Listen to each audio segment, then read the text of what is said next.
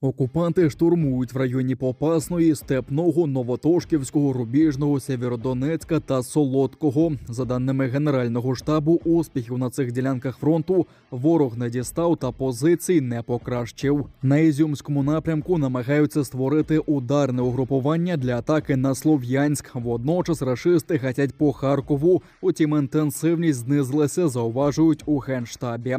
Причина цьому – значні втрати 236-ї артбригади окупантів. Вони втратили близько 20% особового складу та техніки. І ще одна група окупантів відновлюється на Білгородщині.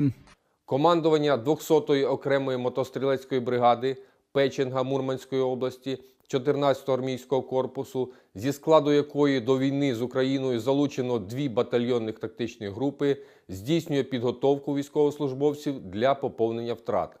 За наявною інформацією, загальні втрати бригади у живій силі складають близько 30%.